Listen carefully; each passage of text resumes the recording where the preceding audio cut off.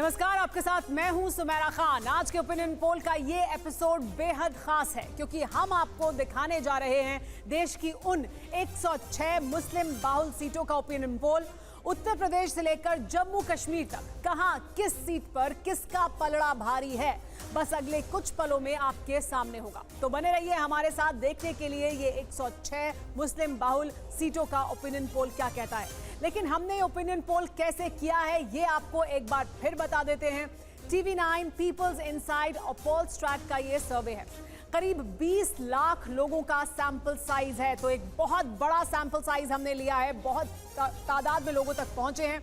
IVR के जरिए लोगों की राय ली गई है, यानी फोन लाइन के जरिए फोन पर बात की गई है, राय ली गई है। रैंडम नंबर जनरेटर के जरिए कॉल किया गया है। रैंडमली नंबर जनरेट करने का जो सिस्टम होता है उसके तहत ये कॉल की गई है।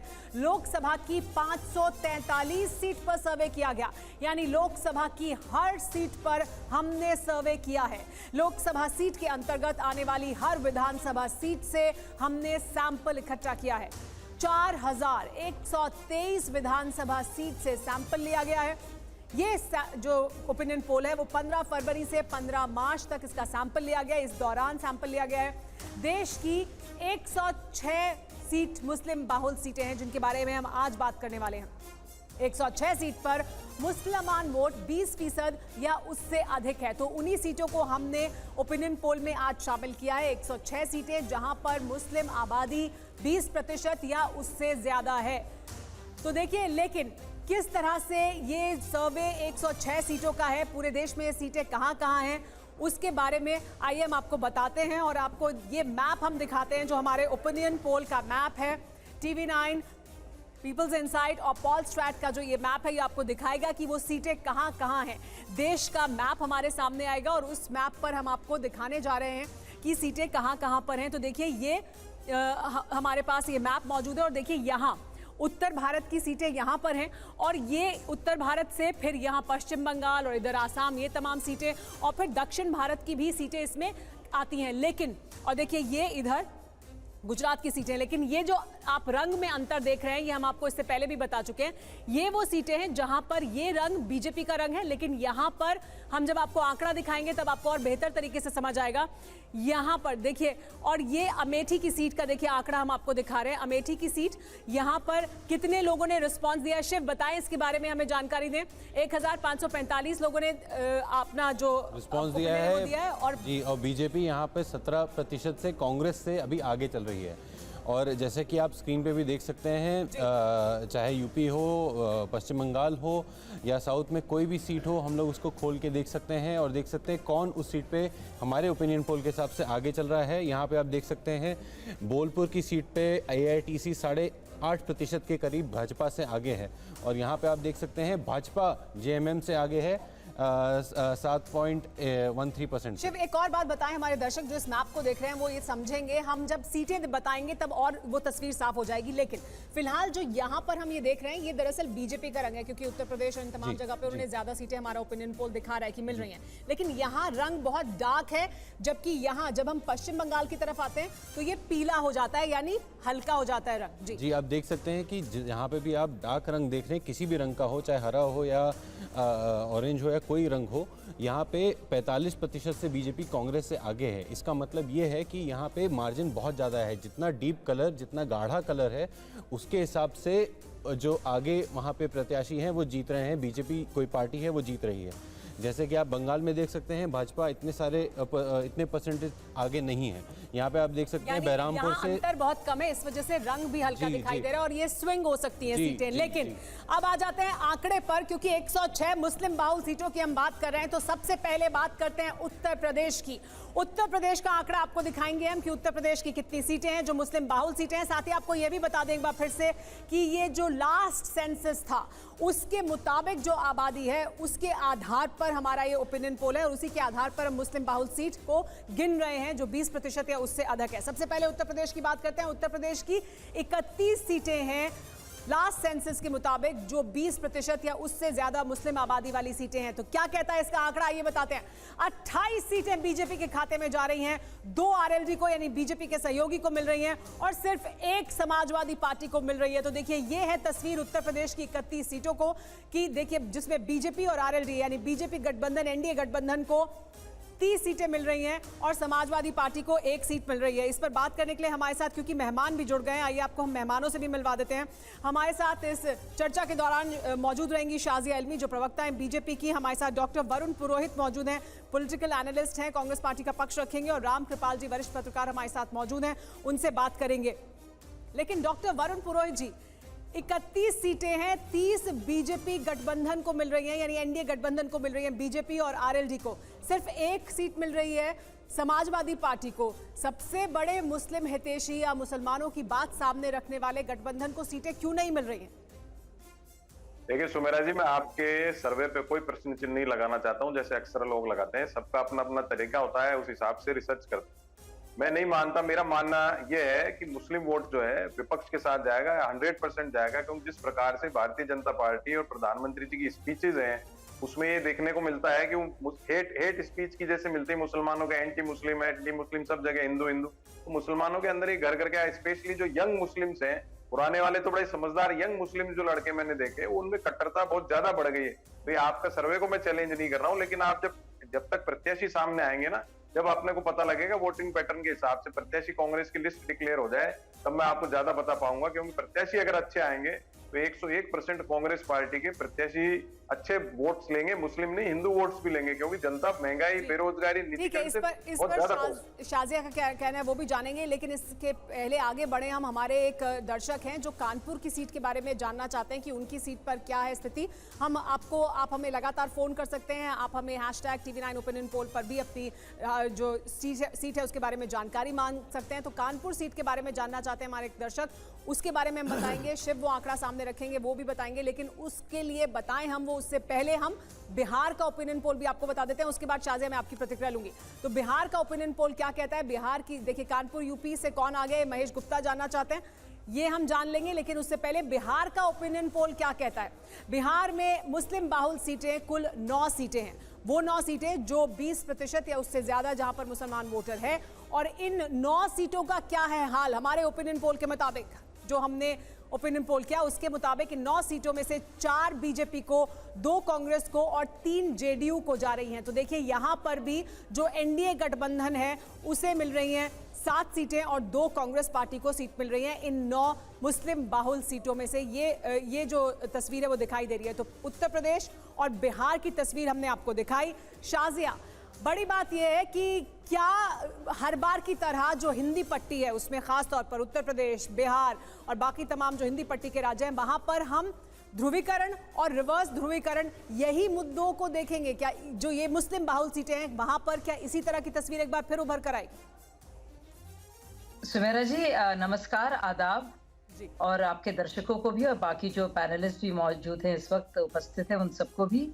देखिए 65 ऐसी लोकसभा सीटें हैं जिसमें मुस्लिम बाहुल हैं और 35% उसमें मुसलमान आबादी है। इसमें से अगर आप देखेंगे तो यूपी में सबसे ज्यादा है। अब प्रधानमंत्री जी एक बात कहते हैं और वो बात मुझे बहुत अच्छे से समझ में आती है और मुझे लगता है इसको बताना जरूरी है। एक तरफ तो है तुष्टीकरण और दूसरी तरफ है संतुष्टीकरण। तो अगर आप बात करेंगी सिर्फ और सिर्फ धर्म को लेकर और जाति के फैक्टर को नहीं उसमें लेंगी, तो आपको समझने की जरूरत है कि जो आउटरीच बाकायदा हो रहा है, ना सिर्फ सेंट्रल वेलफेयर स्कीम से जो काम हो रहा है मुसलमानों के, जिसको लेकर वो सबसे बड़े और पहली बार सबसे ज्यादा लाभार्थी अपनी जनसंख्या के हिसाब से और प्रोपोर्शन से ज्यादा हैं, बल्कि जिस तरह से मंडल कमीशन बैठा था हिंदुओं के लिए, उस तरह से जिस तरह से पसमानदा मुसलमानों को के पास पहुंचा जा रहा है जो बहुल में है मुसलमानों में भी। तो ये सोचना कि मुसलमान एक यूनिफाइड तरीके से एक साथ होकर वोट देता है, ये एक पुरानी सोच रही है। हाँ, ये जरूर है, CSDS का जो सर्वे है वो बाकायदा ये कहता है कि पिछली बार 2014 में भी और 2019 में भी लगभग 8% मुसलमानों ने भाजपा को वोट दिया था। ज्यादातर इसमें जैसे लखनऊ ऐसी सीटों में तो माना जाता है कि शिया देते हैं, और वो लगातार एक बीजेपी उनकी फेवरेट पार्टी है। लेकिन जहाँ तक सुन्नी पॉपुलेशन है, जो बरेलवी हैं, देवबंदी हैं, वो नहीं देते हैं या अहले हदीस हैं।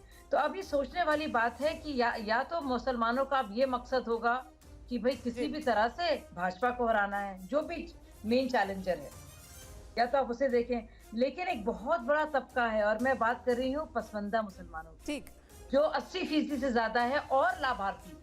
तो अगर आप इन दोनों को देखेंगे, ये बहुत बड़ी संख्या की हम बात कर रहे हैं। और इस वजह से आपके मुताबिक वो पुराने तरीके से देखने की जरूरत नहीं है, अलग तरीके से मुसलमान वोटर वो मुसलमान वोट करेगा। जो मुस्लिम बाहुल सीटें वहां पर भी, इस पर वरुण जी की राय लें, राम कृपाल जी की भी प्रतिक्रिया लें। उससे पहले महेश गुप्ता कानपुर के बारे में जानना चाहते थे कि वहां क्या स्थिति है, तो पहले कानपुर सीट का हाल बता देते हैं। शाहजी, आप भी ये जानने में शायद दिलचस्पी रखेंगी, तो देखिए कानपुर की जो सीट है उत्तर प्रदेश में, वहां बीजेपी आगे और कांग्रेस पीछे। शिव बताएं क्या है आंकड़ा, क्या बता रहा है? कानपुर की सीट पे 62.5% वोट भाजपा की तरफ जा रहा है हमारे सर्वे के हिसाब से।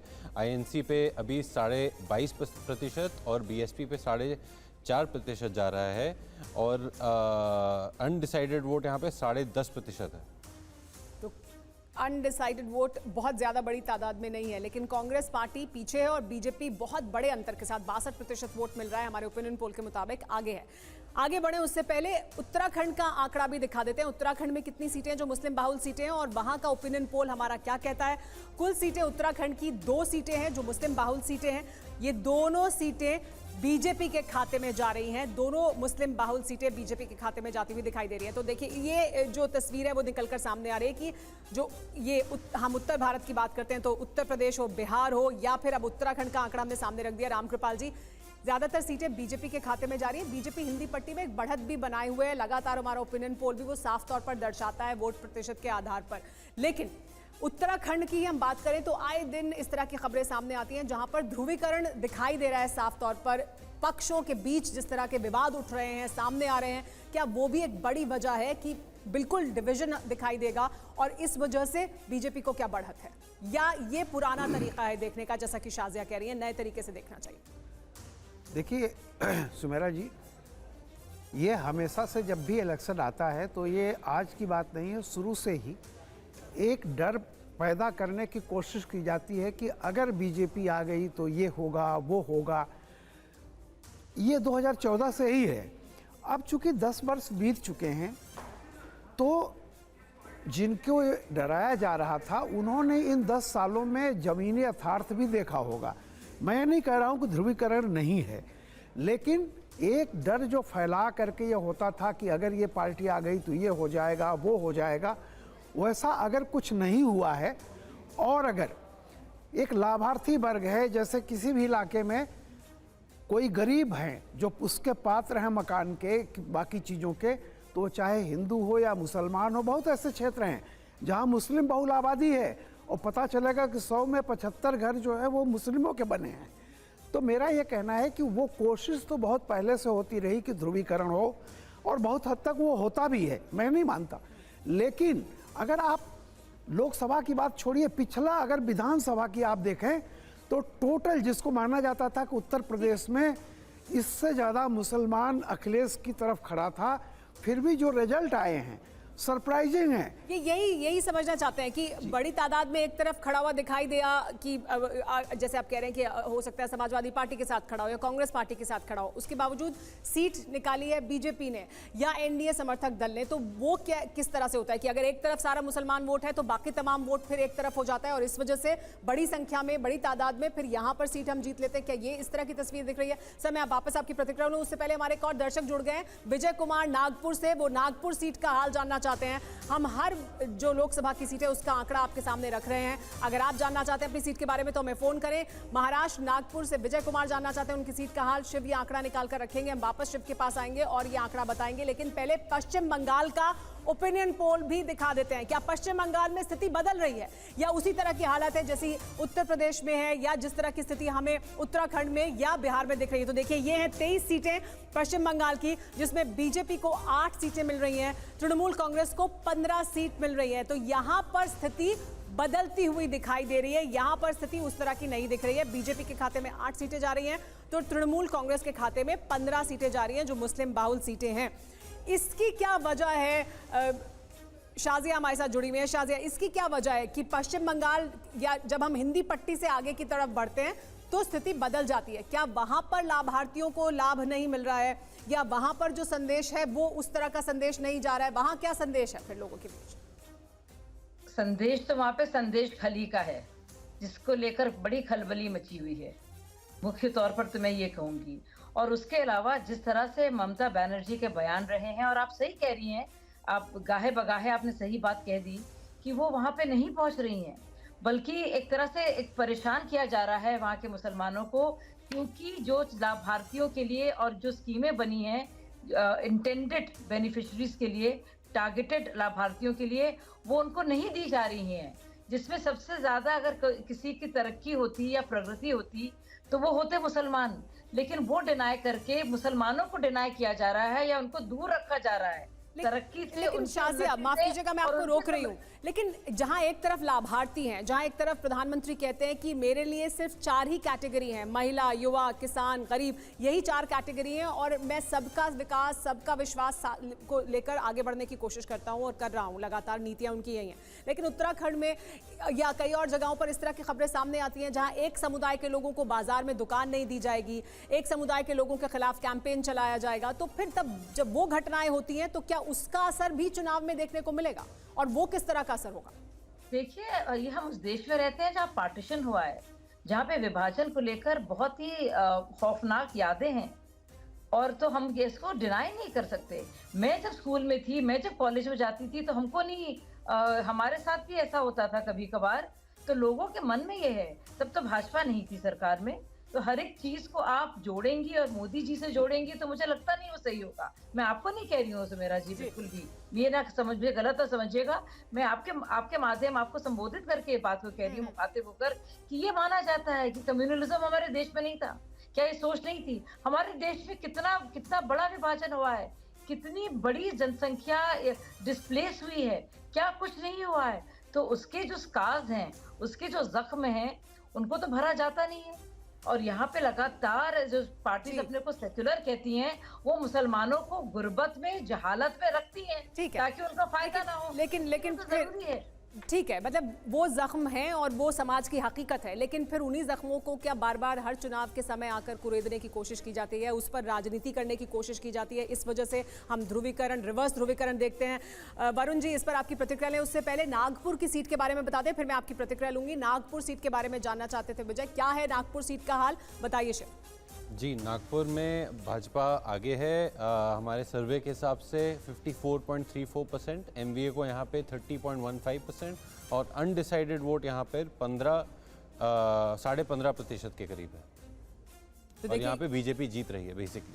जी हाँ, तो बीजेपी जीत रही है साफ तौर पर नागपुर में। लेकिन वरुण जी, एक बड़ा सवाल ये कि कब तक इस तरह से ही हर बार चुनाव के पहले इसी तरह की राजनीति की जाएगी? क्या ये मानकर आप चलते हैं कि एक समुदाय का या मुसलमानों का वोट हमें मिल जाएगा, हम एक अलायंस बनाएंगे जिसे आप सेक्युलर अलायंस कहेंगे और फिर वोट मिल जाएगा? क्या वो स्थिति अब बदल गई है? लाभार्थी हैं जिन तक पहुंचने की कोशिश की जा रही है, जो शाजिया कह रही है बीजेपी पसमानदा मुसलमानों की राजनीति भी कर रही है, उन्हें जोड़ने की कोशिश कर रही है, तो उन्होंने अपनी राजनीति में बदलाव किया है। आपकी राजनीति क्या अभी भी वहीं खड़ी है जहां पहले खड़ी थी और इस वजह से आपको कोई फायदा नहीं मिल रहा है? देखिए सुमेरा जी, हमारी राजनीति बिल्कुल वहीं खड़ी है। हमको हिंदू मुस्लिम नहीं करते हैं, हमारे लिए सब इक्वल है, इक्वलिटी पे करते हैं। आपने अभी वेलफेयर स्कीम्स की बात की, लाभार्थी के पहले नहीं आती थी कि वेलफेयर स्कीम क्या मोदी जी लाए? मनरेगा तो अनऑर्गेनाइज सेक्टर की विश्व की सबसे बड़ी योजना, उसमें क्या मुस्लिम्स को नहीं मिला? सबको मिला है जितना भी गरीब था। असली बात है निजीकरण, महंगाई और बेरोजगारी। जिस हिसाब से लोग परेशान है, मैं आपको ग्राउंड पे बता रहा हूँ रिपोर्ट। मैं आपको अभी तृणमूल की बात भी एक्सेप्ट कर लूंगा, मैं इनकी जैसे नहीं होगी हर बात में अड़ाअड़ी करूंगा। मैं आपको बता रहा हूँ, ग्राउंड पे आप जाएंगे तो युवा बड़े परेशान है, उसको फिर उनकी मजाक उड़ाते हैं।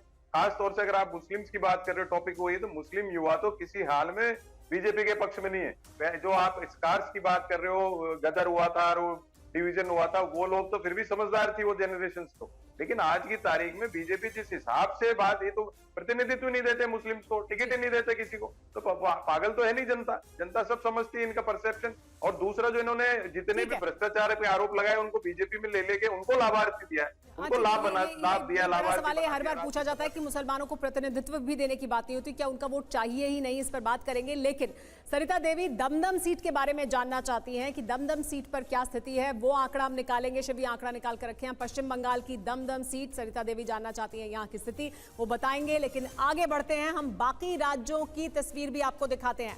मध्य प्रदेश का ओपिनियन पोल क्या कह रहा है मुस्लिम बाहुल सीटों को लेकर? कुल सीट यहाँ पर एक है जो मुस्लिम बाहुल सीट है, बीजेपी के खाते में जा रही है। ये एक सीट भी मध्य प्रदेश की। तो मध्य प्रदेश की तस्वीर आपने देखी। मध्य प्रदेश के बाद हम अगले राज्य की बात करेंगे। तो देखिए मध्य प्रदेश की तस्वीर देखिए, एक सीट मुस्लिम बाहुल सीट, ये बीजेपी के खाते में जा रही है और अन्य के खाते में जाहिर सी बात है कुछ नहीं है। इसके बाद अगले राज्य की बात करते हैं। मध्य प्रदेश के बाद हम तस्वीर आपको दिखाने जा रहे हैं दिल्ली की।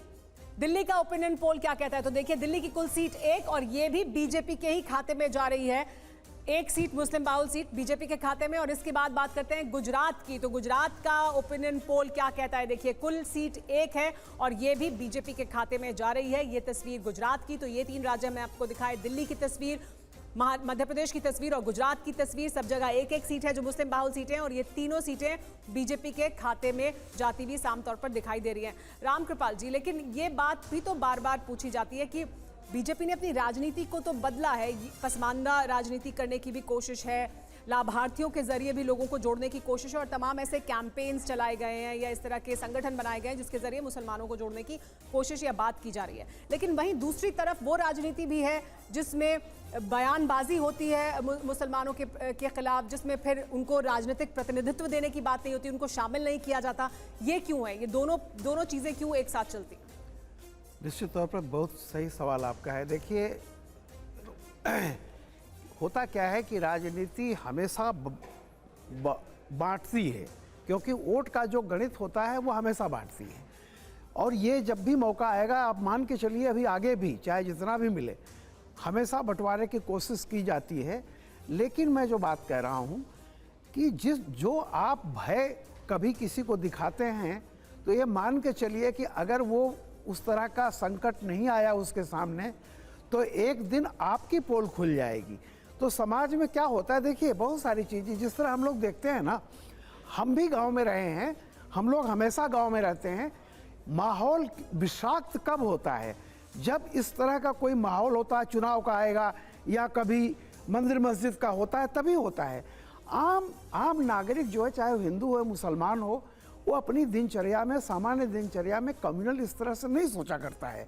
देखिए, और जो मैंने एक बात आपसे कही, आप ये सोचिए कि जिस गरीब महिला, चाहे वो हिंदू हो मुसलमान हो, जिसके घर में इज्जत घर से लेकर के रसोई घर दोनों मिला है उसकी जीवन में, और रसोई घर में राशन भी उसको मिल रहा है, आज कोई भी चीज़ वो कुछ तो सोचेगी ना कि हमारा किसी ने छीना है या हमको दिया है। अगर किसी ने दिया है किसी को तो भले वोट न दे। बड़ी बात आप कह रहे हैं रामकृपाल जी कि अगर आप डर दिखाएंगे लेकिन वो हकीकत में आपके जीवन में वो डर या उस तरह की कोई घटना नहीं होगी, तो फिर मोह भंग होगा उस वोटर का और वो फिर उस ओर जाएगा जिनसे आप उन्हें डरा रहे थे दरअसल, क्योंकि ऐसा कुछ हुआ नहीं है। इस पर बात करेंगे वरुण जी से। लेकिन सरिता देवी जानना चाहती थी दमदम सीट के बारे में। तो दमदम सीट की स्थिति क्या है वो पहले आपको बता देते हैं। पश्चिम बंगाल की दमदम सीट, यहाँ के बारे में जानना चाहती थी सरिता देवी, और ये है नतीजा। देखिए बीजेपी आगे है और तृणमूल कांग्रेस दमदम सीट पर पश्चिम बंगाल में पीछे है। तो शिव, इसका ब्रेकअप भी बताएं हमें कि क्या स्थिति है। जी बिल्कुल, बीजेपी यहाँ पे करीबन 42% पर है, आईएनसी यहाँ पे 3% पे है सिर्फ, और एआईटीसी यहाँ पर 35% के करीब है। यहाँ पे सीपीआईएम का वोट जो है 9.5% है, और इसमें अनडिसाइडेड वोट जो है, जो फैसला आखिर में करेगा इस सीट पे, वो है 10.5% के करीब। सो अभी बीजेपी आगे है, लेकिन ये सीट काफ़ी टक्कर वाली है, टक्कर वाली सीट है। और यहाँ पर बड़ी तादाद अनडिसाइडेड वोटर की भी है, 10% के आसपास लगभग है। तो ये सीट अभी, क्योंकि चुनाव में समय है, तो स्विंग भी हो सकती है। लेकिन हम आपको अगले कुछ और राज्यों की सीटें भी बताते हैं, फिर इस पर चर्चा करेंगे। बात करते हैं महाराष्ट्र की। महाराष्ट्र का मुस्लिम बाहुल सीटों का ओपिनियन पोल क्या कहता है? 5 सीटें हैं यहाँ पर मुस्लिम बाहुल सीटें। बीजेपी को 2 सीट मिल रही है और 1 सीट शिवसेना और एनसीपी शरद पवार वाले गुट को और उद्धव ठाकरे गुट को मिल रही है। तो एक सीट उन्हें मिल रही है और एक सीट शिवसेना शिंदे गुट को और एनसीपी अजित पवार गुट को 2 सीटें मिल रही हैं। तो 2 बीजेपी को मिल रही हैं और 2 उनके सहयोगियों को मिल रही हैं। 4 सीटें मिल रही हैं एनडीए को और 1 सीट जा रही है इंडिया अलायंस के खाते में। इसके बाद बात करते हैं कर्नाटक की। कर्नाटक की सीटें देखिए, यहाँ पर भी मुस्लिम बाहुल सीटों का हाल क्या है वो आपको दिखाते हैं। 3 सीटें हैं और ये 3 की 3 सीट बीजेपी के खाते में जा रही हैं। कर्नाटक की ये 3 सीटें। इसके बाद बात करते हैं तेलंगाना की। तेलंगाना की स्थिति क्या है ये वो भी आपको दिखा देते हैं। तेलंगाना में मुस्लिम बाहुल सीटें हैं 2, 1 बीजेपी के खाते में जा रही है और 1 AIMIM को मिल रही है, यानी असदुद्दीन ओवैसी की पार्टी को मिल रही है। तो 1 बीजेपी के खाते में और 1 AIMIM के पास। तो ये 3 राज्य भी हमने आपको दिखाए। तेलंगाना की स्थिति आपने देखी, कर्नाटक की स्थिति आपने देखी और महाराष्ट्र की स्थिति आपने देखी। लेकिन वरुण जी देखिए, ये बार बार हम हर बार के चुनाव के दौरान और हर बार इन्हीं मुद्दों के इर्द गिर्द चर्चा होती है जब मुस्लिम बाहुल सीटों की बात होती है। क्या अभी तक इतने सालों के दौरान ये वो दल जो अपने आप को सेक्युलर कहते हैं या सेक्युलर अलायंस होने का दावा करते हैं, क्या वो ये फॉर ग्रांटेड लेकर चलते हैं कि ये वोटर हमारे ही पास आएगा क्योंकि ये वोटर हमें ही वोट करेगा, इस वजह से उसे फॉर ग्रांटेड ले रहे हैं? और क्या इस वजह से भी स्थिति बदल रही है, वोटर खिसक रहा है, बीजेपी की तरफ जा रहा है? क्योंकि 2019 के चुनाव के दौरान हमने देखा था कि बड़ी तादाद में मुस्लिम महिलाओं ने भी वोट किया था और कई जगहों पर ठीक ठाक % वोट मिला था बीजेपी को मुसलमानों का, जिसका आप ये दावा कर रहे हैं कि कोई भी उनके पक्ष में कभी वोट नहीं करेगा। वरुण जी। तो मेरा जी देखिए, मैंने फिर कहा हमारा काम डिवाइड करने का नहीं है, डिवाइसिव पॉलिटिक्स बीजेपी करती है। तो अभी कह रहे हैं डराते डराते, भाई कांग्रेस कौन से मुसलमान को डरा रही है, किसी अल्पसंख्यक को डरा रही? कांग्रेस तो सबको साथ लेके चलती थी। कांग्रेस का डिबेकल बीजेपी ने नहीं किया है, कांग्रेस का तो इंटरनल प्रॉब्लम से डिबेकल है। आज कांग्रेस मजबूत हो जाए तो बीजेपी, आप मुझे बता दो, मोदी जी कहीं टिक नहीं सकते। अगर टिक रहे होते तो कर्नाटक में, हिमाचल में, तेलंगाना में कांग्रेस कैसे जीतती? वहां मुसलमान को क्या हो गया था? ऐसा नहीं है। और 2019 की बार बार आप बात करते हो, 2019 कैसे जीता, कैसे लोगों के मन में क्या भावना, ही सबको पता है किस प्रकार से जीता। उसके पहले के जो सर्वे थे आप उठा के देख लीजिए, जनवरी फरवरी के क्या हालत थी, बीजेपी की 150 सीटें भी नहीं आ रही। इसलिए बार बार हम उसको रिपीट करें। और दूसरा, पुराने डेटा पे हम करते हैं हर बार, तो दो सीटें भी आई हैं बीजेपी की, अभी 303 भी आई। तो जनता डिसाइड करती है। जहां तक मैं आपको अभी फिर कह रहा हूं, मैं आपके सर्वे की जनता डिसाइड करती है सर, लेकिन क्या उसी एक तरीके से हम क्या सोचते हुए यहाँ तक पहुंचे और क्या वो बदल रहा है, वो शिफ्ट देखने को मिल रहा है क्या इस वजह से ये तस्वीर है? ये सवाल था मेरा आपसे।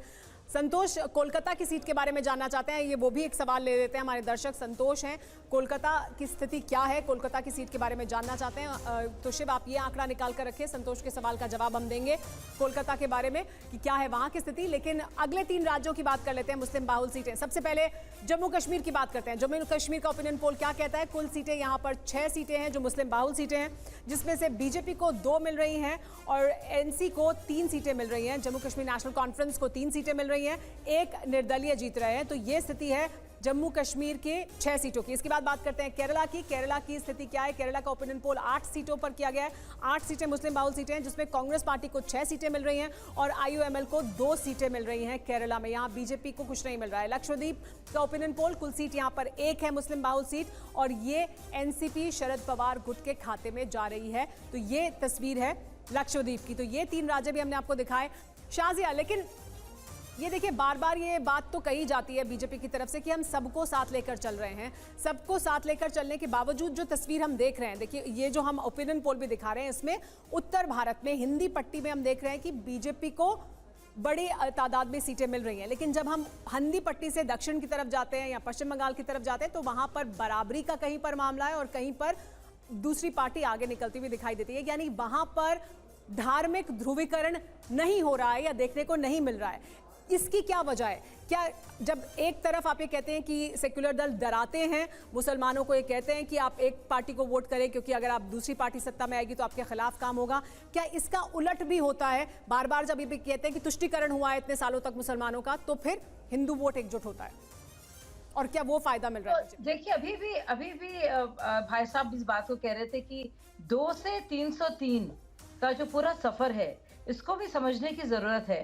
ऐसा क्या रहा है? बड़ा आसान है कह देना कि राम मंदिर बना, प्राण प्रतिष्ठा हुई और तारीख ना सिर्फ बताई बल्कि उसका इम्प्लीमेंटेशन भी हुआ, लेकिन उससे बढ़कर जो विकास का काम है, और मैं आपको कुछ आंकड़े पढ़ के बताना चाहती हूँ, बहुत जरूरी हैं। अब 14%, क्योंकि नेशनल फैमिली हेल्थ सर्वे के हिसाब से 14% मुसलमान हैं पूरे देश में। लेकिन जनधन योजना देखिए कितनी बड़ी योजना है, 42% इसके लाभार्थी जिनको फायदा हुआ है वो मुसलमान हैं। अब आप देखिए इसके आगे बढ़कर स्किल इंडिया प्रोग्राम, तो आप सोचिए कि इसके जो बेनिफिशरीज हैं वो 23% हैं, यानी कि सिर्फ 14% जनसंख्या और 23% लाभार्थी। आप देखिए बहुत जरूरी एक चीज, बहुत महत्वपूर्ण, मैं इस पर जोर डाल के कहना चाहती हूँ कि जो मुस्लिम ओन्ड बिजनेसेस हैं, बिजनेस व्यवसाय करने वाले व्यवसायी जो हैं, जो रजिस्टर्ड है पीएम की एम्प्लॉयमेंट जनरेशन प्रोग्राम में, उसकी संख्या आपको पता है कितनी प्रतिशत बढ़ी है? 70%। तो आप देखिए पहली बार दरअसल सबके लिए काम हो रहा है, और ये नहीं कि खासतौर से मुसलमानों के लिए काम किया जा रहा है, बल्कि जो भी गरीब है सोशो इकोनॉमिक तौर पर, सामाजिक आर्थिक तौर पर उसका फायदा हो रहा है, क्योंकि सेंट्रल वेलफेयर स्कीम्स में किसी भी तरह का भेदभाव नहीं है। पटवारी लेवल पर, तहसीलदार लेवल पर, ब्लॉक डेवलपर, ठीक है शाजिया, भेदभाव नहीं है, लोगों को लाभ मिल रहा है, लेकिन मानसिकता जब है। राजनीतिक बयानबाजी की बात आती है तो फिर वो धर्म के आधार पर बयानबाजी बढ़ती जाती है जैसे जैसे चुनाव की तारीखें नजदीक आती हैं। ये भी हकीकत है और ये हम हर बार देखते हैं। क्या इस बार अलग होगा? ये बड़ा सवाल है। देखिए हम एक जवाब भी दे देते हैं अपने दर्शक का, फिर मैं आपकी प्रतिक्रिया भी लूंगी और वरुण जी को भी शामिल करूंगी। संतोष कोलकाता के बारे में जानना चाहते थे, तो कोलकाता की स्थिति बता देते हैं पहले। शिव, कोलकाता का आंकड़ा क्या कहता है, ये वो अपने दर्शकों को बताते हैं। संतोष कोलकाता से जानना चाहते थे कोलकाता सीट के बारे में, जी बताएं शिव। कोलकाता में एक्चुअली 2 सीटें हैं, कोलकाता उत्तर और कोलकाता दक्षिण। दोनों में ही करीबन सेम है। मैं दर्शकों के लिए मतलब सिंपली बता दूं कि करीबन 42-43% से AITC तृणमूल कांग्रेस आगे है और भाजपा के करीबन 35 से 40% वोट हैं, लेकिन 35 की तरफ ज़्यादा हैं। यहाँ पे अनडिसाइडेड वोट हैं 10.5%। तो दोनों सीटें पे ऑलमोस्ट सेम रिजल्ट है, ऑलमोस्ट सेम नंबर, ऊपर नीचे काफ़ी हैं, लेकिन यही रहेगा कि 10% जो अनडिसाइडेड वोट है यही डिसाइड करेगा आखिर में ये सीट किसके पास जाती है। अभी के लिए तृणमूल कांग्रेस ये सीट जीत रही है। जी हाँ, और एक और हमारे दर्शक हमारे साथ इस बीच जुड़ गए हैं अयोध्या से आनंद, वो जानना चाहते हैं अयोध्या सीट के बारे में। तो देखिए ये सीट बहुत अहम है, अहमियत रखती है अयोध्या के बारे में, तो वो जानना ही चाहते हैं। लेकिन ये पूरी हिंदी पट्टी की राजनीति को प्रभावित करने वाला शहर है, उत्तर प्रदेश का सालों से प्रभावित करता रहा है और इस बार भी खास अहमियत है इस शहर की, अयोध्या उत्तर प्रदेश, जहां पर राम मंदिर की प्राण प्रतिष्ठा हो चुकी है। 3 और राज्यों का ओपिनियन पोल दिखाते हैं और फिर बात करेंगे। सबसे पहले झारखंड का ओपिनियन पोल आपको दिखा देते हैं। झारखंड का ओपिनियन पोल क्या कहता है? कुल 3 सीटें हैं यहाँ पर, मुस्लिम बाहुल सीट, बीजेपी के खाते में 3 सीटें जा रही हैं। इसके बाद देखिए सारी की सारी सीटें बीजेपी के खाते में झारखंड की। इसके बाद बात करते हैं हरियाणा की। हरियाणा में 1 सीट मुस्लिम बाहुल सीट है और ये भी बीजेपी को मिल रही है। इसके बाद बात करते हैं असम की। तो देखिए असम का ओपिनियन पोल क्या कहता है? कुल सीटें यहाँ पर 9 हैं जो मुस्लिम बाहुल सीटें हैं। बीजेपी के खाते में 6 सीट जा रही हैं, कांग्रेस पार्टी को 3 सीटें मिल रही हैं। तो यहाँ पर बीजेपी को ज्यादातर सब सीट नहीं मिल रही है, यहाँ पर अलग तरह की तस्वीर दिखाई दे रही है। ये जो तस्वीर है वरुण जी, ये जो राजनीति है जो बार बार कहा जाता है कि ध्रुवीकरण की राजनीति की जाती है, ये कोई एक राजनीतिक दल तो नहीं करता है। एक तरह से मुसलमान वोट बैंक को एक वोट बैंक की तरह ही सालों से इस्तेमाल किया जाता रहा है और अभी भी ऐसा ही हो रहा है। बल्कि पिछले कुछ चुनावों के दौरान तो ऐसा लगता है कि उस वोट बैंक की प्रासंगिकता ही खत्म हो गई है, उसकी अहमियत ही खत्म हो गई है कि वो किधर भी जाए सीट तो दूसरे दल को जीत जानी है या जिसके खिलाफ वो वोट कर रहा है वो चुनाव जीत जाएंगे। सुमेरा जी, आपने ठीक बात कही। पिछले 10 सालों में ऐसा ध्रुवीकरण करने की कोशिश की गई है, जिससे अब मुझे बताइए CAA लाना इस टाइम, ऐसी सारी जो बातें कर रहे हैं ये किस लिए कर रहे हैं? इसलिए कर रहे हैं कि हिंदू ध्रुवीकरण हो जाए। डर तो ये पैदा कर रहे हैं मुसलमानों से हिंदुओं को। 70 साल 75-76 साल हो गए, तो कौन सा हिंदुओं को डर हो गया भाई मुसलमानों से? इनका प्रचार प्रसार ही ऐसा है। कांग्रेस ने कभी ऐसा प्रचार नहीं किया। अब मैं स्टेट्स की बात करता हूँ, तृणमूल जैसे मेरी बात हुई वहां पे वेस्ट बंगाल में, तो सारा मुसलमान कांग्रेस को, मेरी पार्टी को भी नहीं दे रहा, तृणमूल की तरफ जा रहा है। और गुजरात में तो भय है ही, कैसे देंगे? अगर खिलाफ दे देंगे बीजेपी तो गुजरात में रहेंगे कैसे? तो भय तो इन्होंने क्रिएट कर रखा है। कांग्रेस ने कौन सा भय? कांग्रेस भय क्रिएट करती तो आप सारी सीटें जो बता रहे हो बीजेपी को भी जा रही है, दूसरी पार्टी तो कांग्रेस को आती। अगर भय क्रिएट करती, ऐसा नहीं है। और जिस हिसाब से सर्वे है, मैं फिर कह रहा हूँ, आपके मेथोडोलॉजी पे कोई प्रश्न चिन्ह नहीं है, मैं मेरे व्यूज दे रहा हूँ। अगर इस सारी मुस्लिम बाहुल्य भी बीजेपी को जा रही है तो 400 क्यों, पूरी 543 इनकी आ रही है। ऐसा इसके नहीं, पहले जनता भी- इनसे परेशान है 10 साल से। देखिए जहां तक आप ही बात कर रहे हो, आप यही समझने की कोशिश कर रहे हैं ना वरुण जी, यही समझने की कोशिश कर रहे हैं कि क्या वजह है। आपका ये दावा है कि मुसलमान आपको वोट करेगा, लेकिन सीटें आप नहीं जीत रहे हैं, सीटें तो बीजेपी जीत रही है। तो बीजेपी ये सीटें किस तरह से जीत रही है, क्या है गणित आपके मुताबिक?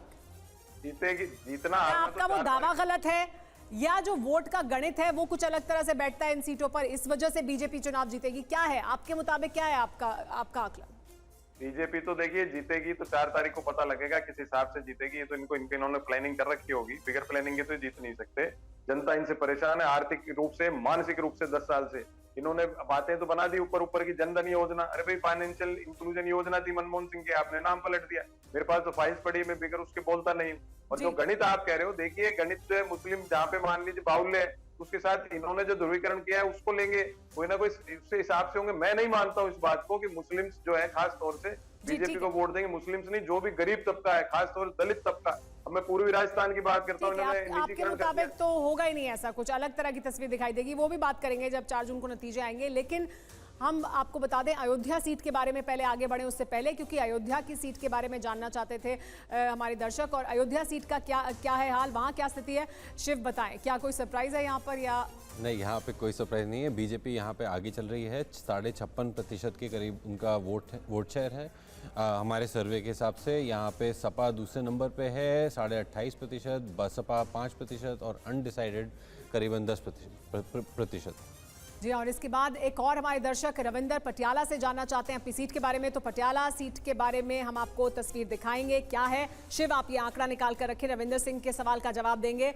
लेकिन मुस्लिम बाहुल वीआईपी सीटें जो हैं उनके बारे में भी बात करते हैं। आइए वो आपको दिखाते हैं हम आपको यहाँ बिग वॉल के जरिए। और यहाँ पर कौन जीत रहा है देखिए, ये बताते हैं आपको। देखिए लखनऊ की सीट बीजेपी जीत रही है, जाहिर सी बात है यहाँ पर बीजेपी की तरफ से राजनाथ सिंह चुनावी मैदान में होंगे। रामपुर की सीट लेकिन बीजेपी जीत रही है, आजम खां पहले यहाँ से उम्मीदवार होते थे, अब नहीं है।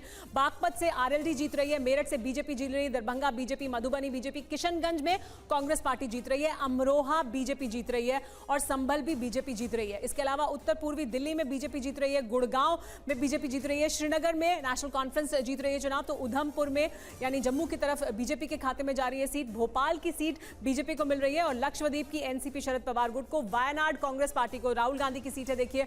इसके बाद हैदराबाद की सीट ऑल इंडिया AIMIM को मिल रही है, तो ये असदुद्दीन ओवैसी की सीट। और इसके बाद देखिए अमेठी बीजेपी के खाते में जा रही है, स्मृति ईरानी की सीट है ये। सहारनपुर यहाँ पर हमेशा चर्चा में रहते हैं इमरान मसूद और दूसरे पक्ष के लोग, लेकिन वो भी सीट बीजेपी के खाते में जा रही है। मुरादाबाद बीजेपी के खाते में जा रही है, हालांकि वो अभी समाजवादी पार्टी के पास थी सीट। तो ये देखिए तस्वीर, ये हमारी जो सीटें हैं वो तमाम हम आपको दिखा रहे हैं। तो मुस्लिम बाहुल सीटों का ओपिनियन पोल, कुल सीट 106, बीजेपी को 63 सीटें मिल रही हैं। और इसके अलावा कांग्रेस पार्टी को 11, आरएलडी को 2, एसपी को 1, जेडीयू को 3 और टीएमसी को 15 सीटें मिल रही हैं। तो ये देखिए मुस्लिम बाहुल सीटों में 63 सीटें बीजेपी को मिल रही हैं। ये देखिए शिवसेना उद्धव ठाकरे गुट और एनसीपी शरद पवार गुट को 2 सीटें मिल रही हैं, ये जो अलायंस है उसे।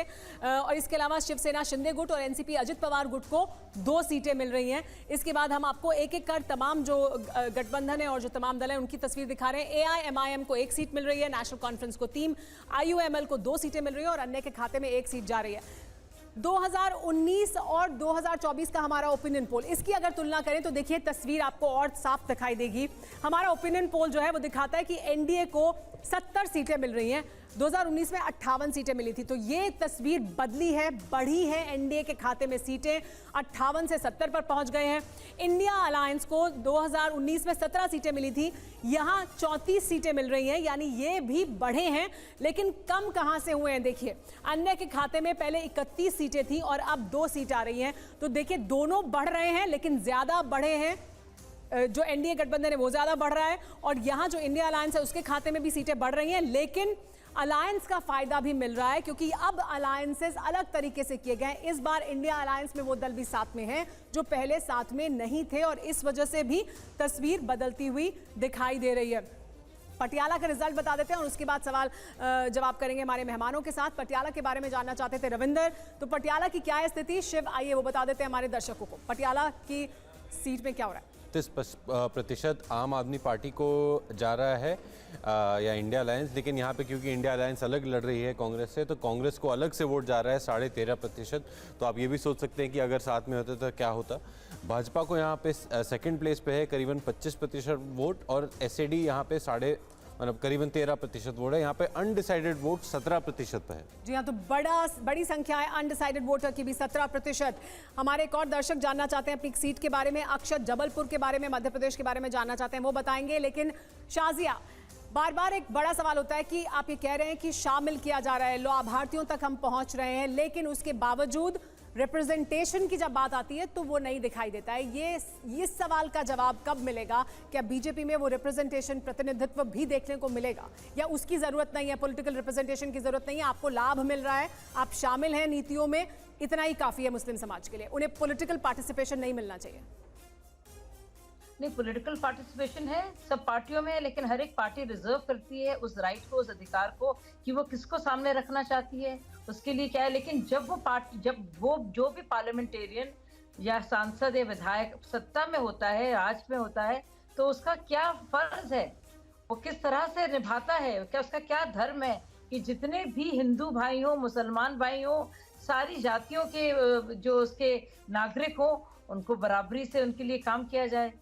तो हमारे देश में सेपरेट इलेक्टोरेट तो है नहीं कि हिंदू को वोट देंगे, मुस्लिम्स को देंगे, ऐसा कोई था नहीं। नहीं, बिल्कुल शाजिया, ऐसा कुछ नहीं है, लेकिन फिर भी हर जाति के लोगों को शामिल किया जाता है, ओबीसी समुदाय से लोगों को शामिल किया जाता है, उनका रिप्रेजेंटेशन बढ़ता है। ये कहा जाता है कि महिलाओं का रिप्रेजेंटेशन बनना चाहिए, फिर तो पुरुष भी महिलाओं के लिए सब कुछ कर सकते हैं, उसके बावजूद क्या जरूरत नहीं है रिप्रेजेंटेशन की? ये था सवाल।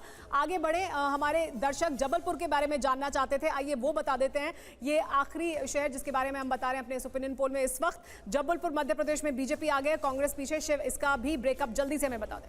72% पे है भाजपा हमारे ओपिनियन पोल के हिसाब से, आईएनसी यहाँ पे 18.5%, बाकी जो वोट है वो अनडिसाइडेड है करीबन 7.5%। देखिए जबलपुर की ये है स्थिति। आप सब मेहमानों का बहुत बहुत शुक्रिया हमारे साथ जुड़ने के लिए। मुस्लिम बाहुल सीटों पर क्या है तस्वीर 2024 के हमारे ओपिनियन पोल के मुताबिक वो हमने आपको दिखाई। फिलहाल रुक रहे हैं कुछ देर के लिए, आप बने रहिए TV9 भारतवर्ष के साथ।